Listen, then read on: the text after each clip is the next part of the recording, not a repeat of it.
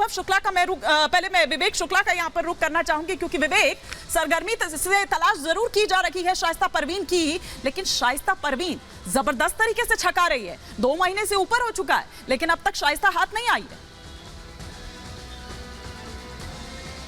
बिल्कुल 61 दिन हिमानी हो चुके हैं शाइस्ता परवीन को फरार हुए, लेकिन अब तक शाइस्ता परवीन इनाम की राशि बढ़ाए जाने के बावजूद भी पुलिस की गिरफ्त से बाहर है। उसके पीछे सबसे बड़ी वजह है शाइस्ता परवीन का बुर्के में रहना। दूसरी बड़ी वजह है कि शाइस्ता परवीन अकेली नहीं है, उसने अपने जैसे कई लोगों को अपने साथ रखा हुआ है, ऐसी खबर मिल रही है, और उसके साथ कई ऐसे लोग हैं जो उसकी मदद कर रहे हैं। शाइस्ता परवीन की तलाश के लिए आज कौशाम्बी, लखनऊ और दिल्ली में भी पुलिस ने कार्रवाई की, लेकिन शाइस्ता परवीन को लेकर अभी कोई ऐसी खबर नहीं आई है जिससे कहा जा सके कि पुलिस को सफलता मिली है। शाइस्ता परवीन के बारे में जरूर ये जानकारी सामने आ रही है कि शाइस्ता परवीन अतीक की तमाम प्रॉपर्टीज को लेकर भी अपने तमाम गुर्गों से बातचीत कर रही है, कांटेक्ट में है, लेकिन वो कांटेक्ट इस तरह का है ताकि पुलिस उसे ट्रेस न कर सके और पुलिस शाइस्ता को ट्रैक न कर सके। शाइस्ता को लेकर लगातार दबिश दी जा रही है। कौशाम्बी भी आज पुलिस गई थी, इससे पहले हटवा गांव गई थी, इससे पहले प्रयागराज के उन तमाम क्षेत्रों में जहां पर शाइस्ता, क्योंकि ये प्रयागराज में सबसे ज्यादा ऐसी सुरक्षित जगह शाइस्ता के लिए बड़ी आसान होगी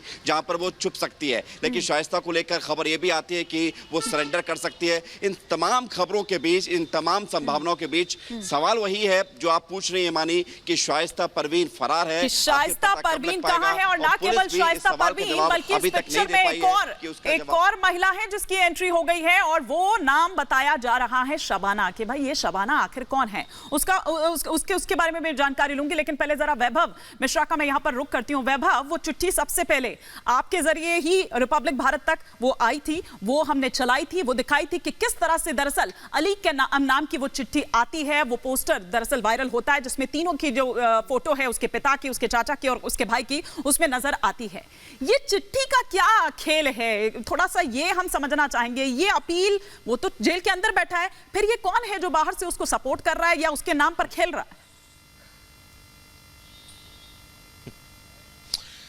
हिमानी बिल्कुल, और इस चिट्ठी के पीछे का जो रोल है वो रोल बहुत अहम है। अली दरअसल इस वक्त नैनी जेल में बंद है रंगदारी के मामले में, और हिमानी याद करिए दरअसल अतीक का यही पैतृक निवास, जब यहां पर असद की डेड बॉडी आनी थी, एनकाउंटर में असद ढेर हुआ था, यहां पर तकरीबन हजारों की भीड़ थी और वो इस एनकाउंटर को भी धार्मिक चश्मे से देख रहे थे। ऐसे में अब प्रदेश में निकाय चुनाव, और प्रदेश में निकाय चुनाव के बीच इस तरह की चिट्ठी का वायरल होना, क्या इसे महज ये कहा जाएगा कि राजनीतिक ध्रुवीकरण की कोशिश किसी के द्वारा की गई है, या फिर लोगों की धार्मिक भावनाएं, क्योंकि धर्म एक कमजोर कड़ी होती है और उस कड़ी को कोई अपनी ढाल बनाना चाहता है और मजबूती से या तो सौहार्द बिगाड़ना चाहता है प्रयागराज और उत्तर प्रदेश का, या फिर निकाय चुनाव में अपने व्यक्तिगत लाभ के लिए ऐसी चिट्ठियों को जो है वो वायरल कर रहा है। ये जांच का विषय है, लेकिन जांच के विषय के बीच इस तरह की चिट्ठी का बाहर आना, इस चिट्ठी के बाहर आने के बाद राजनीतिक ध्रुवीकरण की बात का बाहर आना, और लोग दबे मन से हिमानी इस बात का जिक्र भी कर रहे हैं कि इस तरह की चिट्ठी अगर बाहर आती है, क्योंकि